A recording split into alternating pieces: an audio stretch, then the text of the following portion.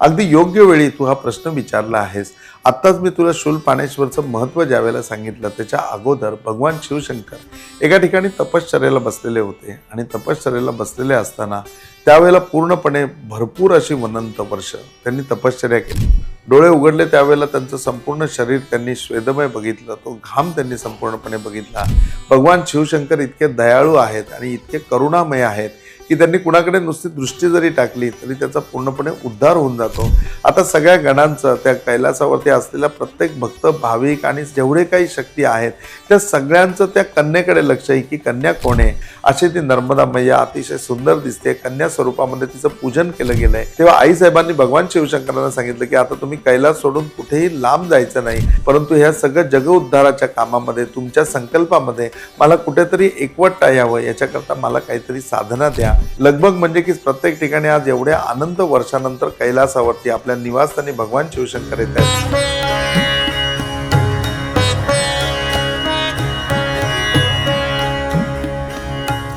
मोरया मोरया मी बाळताने, तुझीच सेवा करू काय जाणे.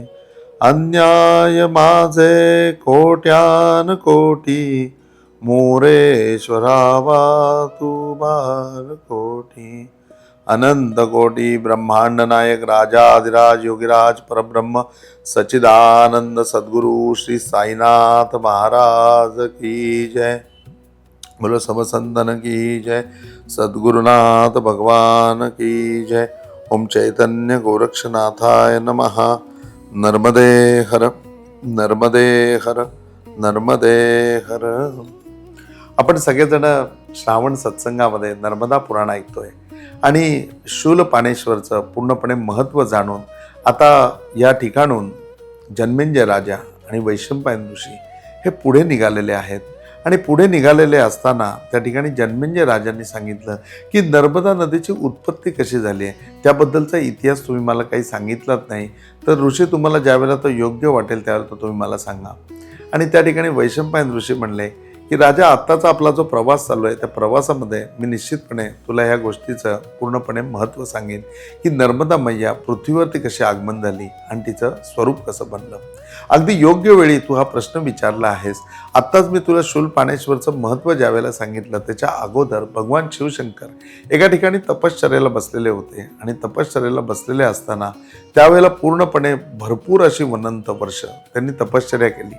त्या तपश्चर्येमध्ये बल एवढं निर्माण झालेलं होतं की त्या बलाने भगवान शिवशंकरांना पूर्णपणे श्वेत म्हणजे घाम फुटला आणि संपूर्ण शरीरावरती पूर्णपणे रोमातून तो घाम प्रगट होऊ लागला. त्यांची तपश्चर्या इतकी वरच्या लेवलला गेलेली होती की ते संपूर्ण बसलेल्या असलेल्या त्या पर्वताला सुद्धा पूर्णपणे दव धरला, म्हणजे त्या पर्वताला सुद्धा पूर्णपणे त्या ठिकाणी घाम धरला गेला. आणि मग त्या श्वेताचे पूर्ण बिंदू बनून आता ते वाहतील अशा स्वरूपामध्ये आले आणि संपूर्ण ते सगळं भगवान शिवशंकरांना कुठेतरी देहस्वरूप जाणीव झालं. आणि देहस्वरूप जाणीव झालं त्याच्या वेळेला त्यांनी डोळे उघडले त्यावेळेला त्यांचं संपूर्ण शरीर त्यांनी स्वेदमय बघितलं, तो घाम त्यांनी संपूर्णपणे बघितला.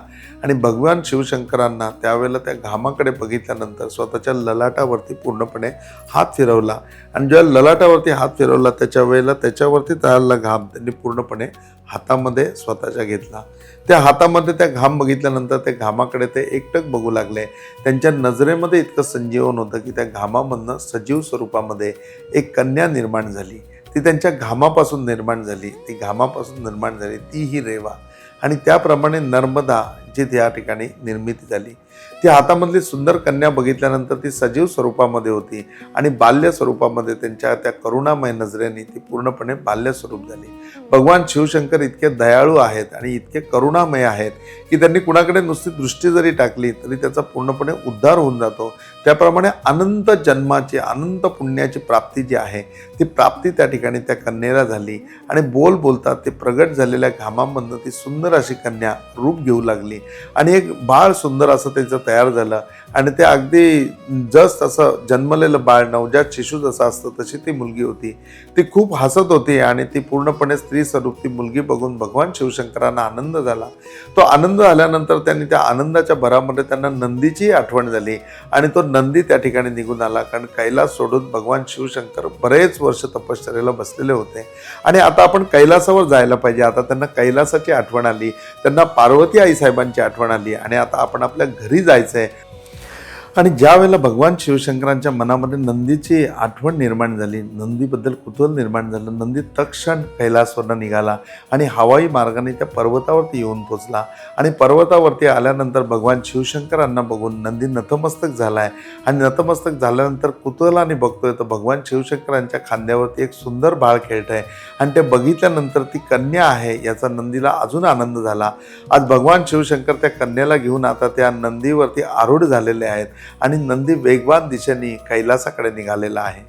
जसा पण नंदी कैलासाकडून निघाला त्यावेळेला एकटा नंदी आला नव्हता, तर नंदी ज्या भैरतेने, ज्या स्पीडनी, ज्या गतीने ज्या पर्वताकडे जातोय तर गण त्या ठिकाणी सावध झाले आणि आता गणांना सुद्धा कळलेलं आहे की आता भगवान शिवशंकर कैलासाच्या दिशेने येत आहेत आणि कैलासावरती लगबग तयार झाली.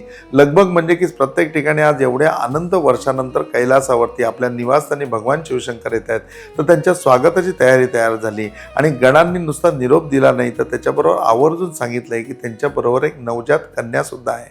आज ते ऐकून कैलासावरती अजून लगबग चालू झाली आणि सगळं त्यांच्या स्वागताकरता त्यांचं स्वागत कसं करायचं त्या ठिकाणी सगळ्या स्वागताच्या तयारी तिकडे करण्यात आल्या. तिकडे रांगोळ्या काढण्यात आल्या आणि धावत धावत गणांमधला एक गण जो आहे तो गण पार्वती आईसाहेबांकडे गेलाय आणि भगवान शिवशंकर येत आहेत, ती शुभवार्ता त्यांना देत आहेत.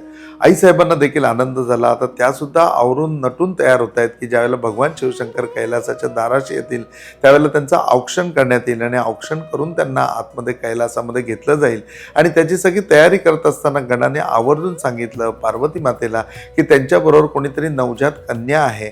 आणि कन्या ऐकल्यानंतर आईसाहेबांना इतका आनंद झाला की आता शिवांपेक्षा जास्त कुतूहल लागलंय, जास्त कौतुक लागलंय, जास्त उत्सुकता लागली आहे. ती त्यांच्याबरोबर कोण कन्या आहे, ती कशी कन्या आहे आणि मग ती कशी दिसते, ती कशी आहे.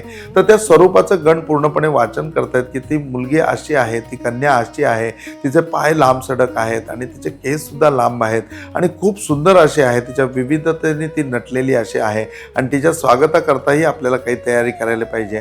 आता पूर्ण पायघड्या वगैरे जसं स्वागत असतं तसं स्वागत करण्याकरता कैलास पूर्णपणे तयार झाला आहे आणि आता संपूर्ण कैलास वाट बघतोय ती भगवान शिवशंकरांपेक्षा त्या कन्येची आणि तिच्याबद्दलच्या उत्सुकतेची की ही कन्या कोण आहे आणि भगवान शिवशंकर तिला आपल्याबरोबर कुठे घेऊन चाललेत, ती कैलासावर राहणार आहे का, मग ती त्यांची कोण आहे, या सगळ्या प्रश्नांची उत्तरं गणांची पार्वती आईसाहेबांना विचारतात. आणि पार्वती आईसाहेब कुतूहलाने म्हणतात अरे मला माहीत नाही, मी इथे आहे, ते तिथे आहेत, आता आल्यावरच आपल्याला कळेल. आणि तेवढ्यामध्ये संपूर्णपणे नंदी ह्या दोघांनाही घेऊन कैलासाच्या दाराशी आलाय. आईसाहेबांनी दोघांचं औक्षण करण्याकरता ताट पुढे केलंय. संपूर्ण त्या ठिकाणी सगळी वाद्य वाजतायत आणि अशा मंगलमय वाद्यामध्ये आणि अशा पवित्र अशा वातावरणामध्ये नर्मदा मैयाचं कैलासवरती आगमन होतंय. ती सुंदर कन्या घेऊन शिव एक एक पाऊल पुढे येत आहेत. आज पार्वती आईसाहेबांना बघितल्यानंतर शिवांना खूप आनंद झाला आणि खरोखरी त्यांना बघितल्यानंतर भगवान शिवशंकरांना बघितल्यानंतर आईसाहेबांच्या देखील डोळ्यात पाणी आलंय आणि त्या सुंदर कन्येला घेण्याकरता त्या औक्षण त्यांनी दुसऱ्या मुलीच्या हातात दिलं की तू या ठिकाणी औक्षण कर. आणि आईसाहेब पहिले आले तर त्या मुलीला जवळ घेतलं. आपल्या पूर्णपणे जो पदर आहे त्या पदराचं दुपटं केलेलं आहे, त्याचं साडी केलेली आहे आणि ती साडी तिला अशी नेसवून एक छान असे सुशोभित तिला केलं. नंतर भगवान शिवशंकरांचं औक्षण तर नंतर कोणीतरी केलं, पहिलं त्या कन्येचं औक्षण केलं गेलं आणि पार्वती आईसाहेब त्या कन्येला आतमध्ये घेऊन आले आहेत. तिच्या पायाला पूर्णपणे कुंकू लावलेलं आहे आणि कुंकू लावून तिचे पाय आता पूर्णपणे कैलासावरती त्या ठिकाणी उठवले जात आहेत आणि असं उठवून तिला कैलासावरती आपल्या घरामध्ये पहिलं घेतलेलं आहे. आज तिचं कौतुक बघितल्यानंतर भगवान शिवशंकरांना सुद्धा आनंद झालाय. आता त्यांचं औक्षण होतंय आणि त्यांचं औक्षण घेऊन त्यांना सुद्धा आतमध्ये घेतलंय. आता सगळ्या गणांचं त्या कैलासावरती असलेला प्रत्येक भक्त, भाविक आणि जेवढे काही शक्ती आहेत त्या सगळ्यांचं त्या कन्येकडे लक्ष आहे की कन्या कोण आहे. आणि आईसाहेबांनी पहिला प्रश्न विचारलेला आहे भगवान शिवशंकरांना की ही कन्या कुणाची आहे. त्यावेळेला भगवान शिवांनी तिच्याकडे बघून अगदी डोळ्यात डोळे घालून आईसाहेबांचे उत्तर दिले की ही माझी कन्या आहे. ज्यावेळेला गणपती बाप्पाचा प्रसंग येतो त्यावेळेला गणपती बाप्पाचा प्रसंग येत असताना भगवान शिवशंकरांनी पार्वती आईसाहेबांना विचारलं की हा कुणाचा मुलगा आहे. त्यावेळेला त्यांनी उत्तर दिले, ते शिवांच्या डोळ्यात डोळे टाकून दिले की हा श्री गणेश आहे आणि हा माझा मुलगा आहे, तसं आता भगवान शिवशंकरांनी या ठिकाणी आईसाहेबांना उत्तर दिलंय की माझी कन्या आहे. माझी कन्या आहे म्हणल्यानंतर अजून पार्वती आईसाहेबांना आनंद झालाय आणि म्हणले हिचं नाव काय ठेवलंय, तर ते म्हणले अगं ही येण्यापूर्वी माझ्या हातावरती निर्माण झाली आहे, हिचं नाव अजून काही ठेवलेलं नाही. मग ही आल्यामुळे सगळीकडे आनंदी आनंद निर्माण झालाय. मग आनंदी आनंद देणारी अशी ही नर्मदा, म्हणजे ही जिथे जाईल तिथे आनंद निर्माण करेल, या भावनेने आईसाहेबांनी तिचं नामकरण केलेलं आहे आणि नर्मदा नावाने आता सगळेजण तिला संबोधन घेत आहेत. तेवढ्यामध्ये त्या संपूर्ण त्यांच्या ज्या गण आहेत त्या गण, त्याच्यानंतर तिथे असलेल्या सगळ्या सेविका दासी सगळ्या धावत धावत गेल्यात आणि धावत जाऊन कोणी काही वस्त्र आणलेली आहेत, कोणी वेगवेगळ्या प्रकारच्या बांगड्या आणलेल्या आहेत आणि असं करून आता तिला नटणं मुरणं सगळं चालू आहे. म्हणजे आणि त्या मुलीला खूप सुंदर असं नटवलेलं आहे.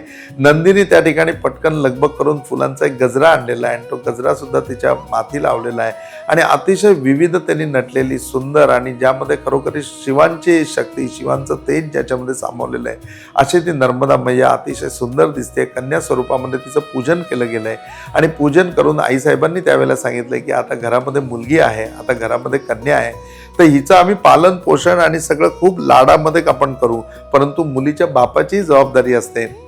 एकदम मुलगी घरात आल्याच्या नंतर बाहेर बापाने जास्त राहायचं नसतं, म्हणजे वेळेवरती घरामध्ये यायचं असतं का आता जबाबदारी आहे, घरामध्ये आपल्या मुलगी आहे. तेव्हा आईसाहेबांनी भगवान शिवशंकरांना सांगितलं की आता तुम्ही कैलास सोडून कुठेही लांब जायचं नाही आणि गेलात तर संध्याकाळी 7च्या आत घरामध्ये यायला पाहिजे, कारण आता आपल्या घरामध्ये कन्या आहे. भगवान शिवशंकरांना त्यांच्या जबाबदारीची जाणीव आहे आणि आता भगवान शिवशंकर हे खरोखरी कुठे जरी गेले तरी संध्याकाळी कैलासवर येतील, किंबहुना ते कैलास सोडून जाणारच नाही, या भावनेने प्रत्येकाला आनंद झालाय. आता कैलासावरती उत्सव साजरा होतोय. हा उत्सव साजरा होत असताना नर्मदा मिळालेलं नाव त्या कन्येला सुद्धा खूप भावलंय आणि आईसाहेबांचा सहवास, त्याचबरोबर या सगळ्यांचं प्रेम, भगवान शिवशंकरांची माया, या सगळ्यांनी आता ती सुद्धा ओतपोत झाली आहे. आणि ओतपोत झाली असली तरी भगवान शिवशंकर म्हणल्यानंतर कर्तव्याची जाणीव पहिली आहे आणि कर्तव्याची जाणीव असल्यामुळे तिने त्या ठिकाणी भगवान शिवशंकरांची पाद्यपूजा केलेली आहे आणि पाद्यपूजा करून झाल्याच्या नंतर त्यांच्या पायावरती डोकं ठेवलेलं आहे आणि पायावरती डोकं ठेवून हात जोडून ही कन्या उभी राहते आणि भगवान शिवशंकरांना म्हणते की माझ्या जीवनाचा उद्देश मला सांगा. आज जन्मेंजय राजाला ही गोष्ट सांगत असताना वैशंपायन ऋषींना देखील आनंद निर्माण झालाय आणि ते थांबल्यामुळे, त्यांनी त्या ठिकाणी थोडासा पॉज घेतल्यामुळे आता जन्मेंजय राजा त्यांना उत्सुकतेने विचारतोय, मग भगवान शिवशंकरांनी तिच्या जगण्याचा काय उद्देश सांगितला, एवढ्या लहान मुलीला एवढं मोठं ज्ञान आलं कुठनं, तिला तिच्या जीवनाचा नक्की काय उद्देश त्यांनी सांगितला, त्याबद्दल तुम्ही मला लगेच मार्गदर्शन करा.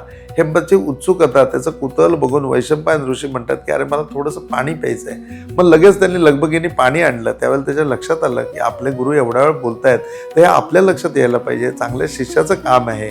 त्याप्रमाणे त्यांनी लगेचच त्यांना पाणी आणून दिलं. त्यांनी त्या ठिकाणी पाणी प्यायलेलं आहे आणि पाणी पिऊन मग वैशंपायन ऋषी त्या ठिकाणी राजाला सांगतात की राजा, जीवनाचा प्रत्येकाचा उद्देश असतो, तसं नर्मदा मैया सावध आहे, ती शिवकन्या आहे आणि ती त्या ठिकाणी आता भगवान शिवशंकरांना विचारते की माझ्या जीवनाचा काय उद्देश आहे. त्याच्या वेळेला शिव तिला म्हणतात की अगं तुझी निर्मिती झाली आहे तर निश्चितपणे या वसुंधरेकरता, या पृथ्वीच्या उदयाकरता, या लोकांच्या उद्धारासाठी काही ना काही तुझं प्रयोजन भविष्यामध्ये नक्की आहे, परंतु त्या प्रयोजनाची तू आत्ता काळजी करू नकोस. तू पूर्णपणे तुझं बालपण या ठिकाणी आहे, त्याचा आनंद घे, तू माझ्याबरोबर राहण्याचा आनंद घे, तू पार्वती आईसाहेबांबरोबर राहण्याचा आनंद घे. ती म्हणली मग निश्चितपणे मी हा आनंद घेईन, परंतु ह्या सगळं जग उद्धाराच्या कामामध्ये, तुमच्या संकल्पामध्ये मला कुठेतरी एकवटता यावं, याच्याकरता मला काहीतरी साधना द्या आणि तुम्ही मला काहीतरी माझ्याकडनं पूर्णपणे या ठिकाणी उपासना करून घ्या. तिचा उत्साह बघून त्या ठिकाणी भगवान शिवशंकरांनी तिला नामाची प्राप्ती करून दिलेली आहे. तिला जप करण्याकरता एक मंत्र दिलेला आहे आणि तो मंत्र तू इथेच आता पुनश्चरण करत बस असं तिला सांगितलंय. ती बालिका आज कैलासावरती बसलेली आहे आणि कैलासावरती ती आता तिची तपश्चर्या करते.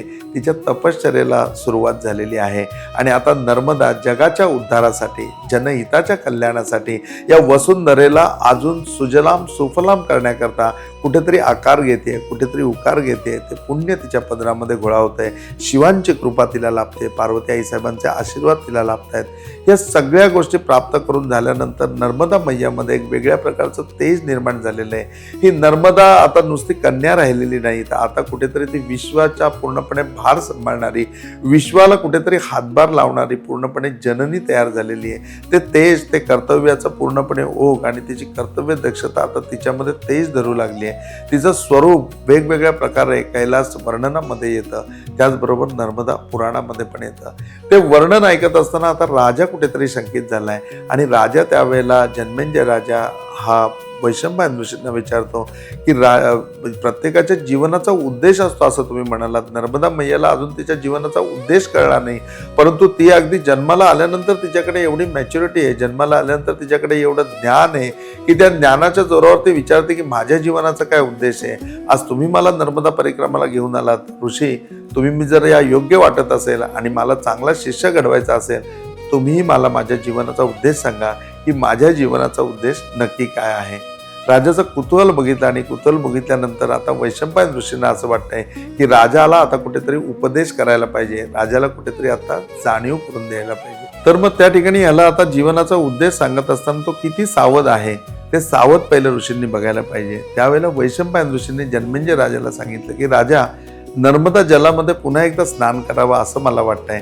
आज नर्मदेच्या जन्माचं पूर्णपणे आपण आख्यान ऐकलं आणि जन्माला आल्याच्या नंतर नर्मदा आता साधनेला बसलीये, उपासनेला बसले. ते पावित्र्य आपण आपल्यामध्ये घेतलं पाहिजे. खरोखरी अनंत जन्मीचं पुण्य आहे की ज्या पुण्यामध्ये आपल्याला नर्मदाचा जन्म माहिती पडतो, नर्मदाची उत्पत्ती माहिती पडते आणि आयुष्याचा उद्देश माहिती पडतो. आज नर्मदा मैयाच्या जीवनाचा उद्देश काय आहे तो तुला जाणून घ्यायचा असेल आणि नर्मदेचं जर जन्माचं पुण्य तुला प्राप्त करून घ्यायचं असेल तर राजा या नर्मदा जलामध्ये आपण पहिले स्नान करू आणि स्नान करून झाल्यानंतर तुझ्या जीवनाचा उद्देश काय त्याचंही मी तुला मार्गदर्शन करेन. आज आपल्याला प्रत्येकाला जीवनामध्ये उत्सुक आहे की खरंच आपल्या जीवनाचा काय उद्देश आहे. कारण आपण सगळेजण जे आयुष्य जगतोय ते आपल्या पहिल्या एपिसोडमध्येच आपण सांगितलं की आपण स्क्रिप्टेड आयुष्य जगतोय. प्रत्येक गोष्ट आपण ठरवली आणि आपण त्या रुटीनमध्ये लाईफ जगतोय आणि त्या रुटीनमधलं लाईफ जगत असताना खरोखरी आपणही आता कंटाळलोय, आपल्यालाही आता कंटाळा येतोय आणि तो कंटाळा येत असताना आपल्या जीवनाचा उद्देश आपल्याला माहिती नाहीये. आज जन्मेंजय राजा सुद्धाची अवस्था आपल्यासारखीच आहे. आज सगळं राजवैभव असताना कुठेतरी त्याला त्या वैभवाची आठवण येते, परंतु आता कुठेतरी वैराग्य पण त्याच्या बरोबर आहे. ते सगळं सोडूनही द्यावं असं वाटतं आणि त्या सगळ्याचा कंटाळाही आलेला आहे. आता ज्ञानाची प्राप्ती व्हावी असंही वाटतं. काहीही नाही मिळालं, अर्धी भाकरी अगदी खाऊ, परंतु ज्ञान संपन्न राहू, समाधानामध्ये राहू. मग ते समाधान कुठे भेटेल, ते ज्ञान कुठे भेटेल ही उत्सुकता आपल्यामध्ये पण असते. तर मग आपल्याही आपल्या जीवनाचा उद्देश जाणून घ्यायचा आहे. पण आपण उद्याच्या भागामध्ये ज्यावेळेला जन्मेंजय ऋषींना त्यांच्या जन्मेंजय राजाला आपल्या आयुष्याचा उद्देश माहिती पडेल त्यावेळेला निश्चितपणे आपल्याला सुद्धा आपल्या आयुष्याचा उद्देश माहिती पडेल. तेव्हा आपल्या आयुष्याचा उद्देश समजण्याकरता आपण सगळे सज्ज होऊया.